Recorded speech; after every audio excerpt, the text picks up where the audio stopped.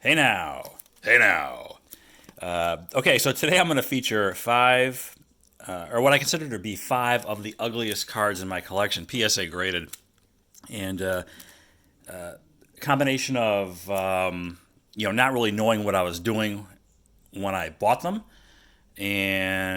or just that's what I could afford. And so starting off, this little segment is going to be the 73 Tops Rich Gossage rookie. Now, I bought this in a PSA 8 many years ago, whatever year it was prior to his Hall of Fame induction, and I think like 15 or so years ago.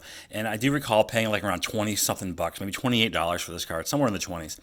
And I thought it was a big deal, and I was very proud of myself for having picked it up because it later shot up to like 70 bucks after it was announced he was going to go into the Hall of Fame. But looking at this card today, and I would never pick a card that looks like this with regards to the tilt. The centering is awful. Yeah, it's just not my. And on the back, of course, 73s are notorious for really off-centered backs. So I'm not so concerned about the backs of cards being centered, but really the front. And this is just no exception when it comes to, just unappealing, at least in my opinion. So 73 Tops Gossage rookie, and up next. Apparently at one time I had it in mind that I wanted a 1957 Topps Billy Martin in the PSA 7. It's kind of new to buying PSA cards, and I was collecting vintage Yankees. So I went with this one. And, well, as you can see, it's off-center quite a bit. And I have a feeling that the submitter chose the no qualifiers option because this card really looks like it's a PSA 9 OC. It's got nice white borders, very sharp corners. Just the centering is, looks like what, 70-30, 75-25, left, right, top, bottom on this one. So, it's not a bad looking card. It's just not the kind of card that I would, go for today. Yeah, so I consider it to be, I'm big on centering, and that one just doesn't quite do it. But, again, not a whole lot of money into either of those cards. And the same goes with this one. In fact, I think this card holds the distinction of being the first ever graded card that I purchased. And I probably mentioned that one or more times in the past when I've talked about or showed Mantle cards that I have in my collection. 66 Tops, just look at this thing. Diamond cut, tilt, whatever. Just the border is, gets thinner to thicker slightly up here, and this one is, a lot more white on this side.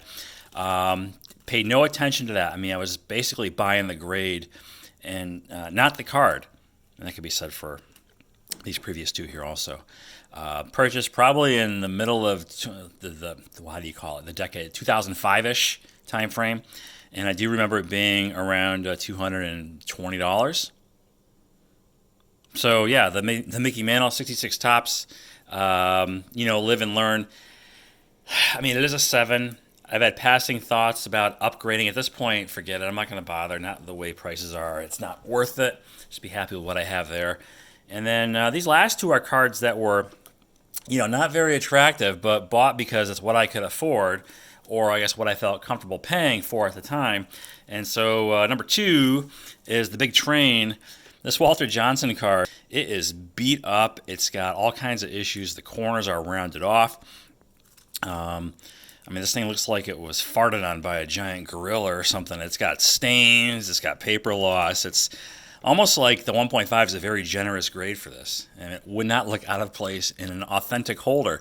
I don't think there's any. I don't think there's any creases. Maybe that's why I got the 1.5.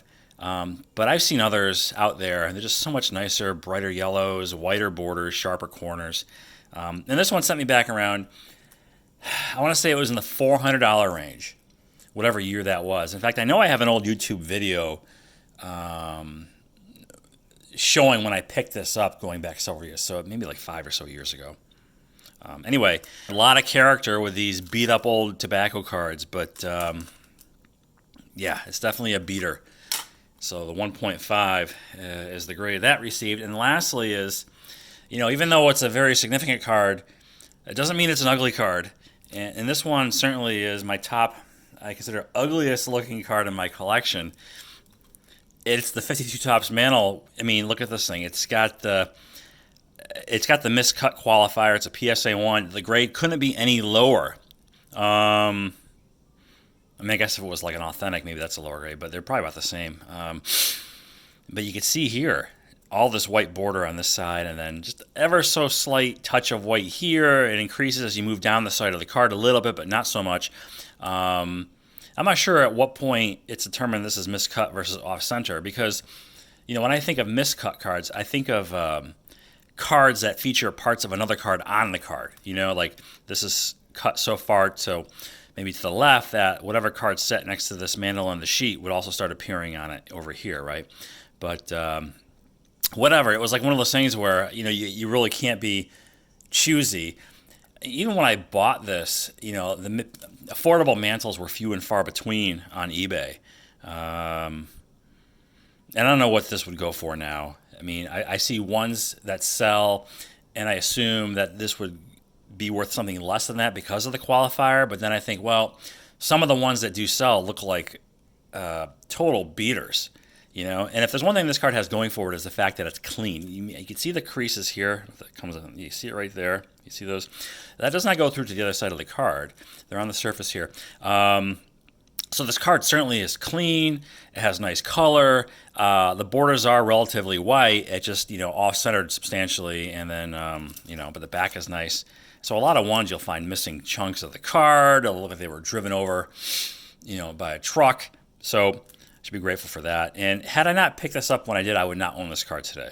That's the bottom line. So, it is ugly, and I consider it to be the ugliest card in my collection, but it's probably one of the best cards in my collection for sure. So, there you go. My top 5 ugly cards. Just something I thought about on short notice, threw it together here, and hope you enjoyed that. More to come. Thanks for watching.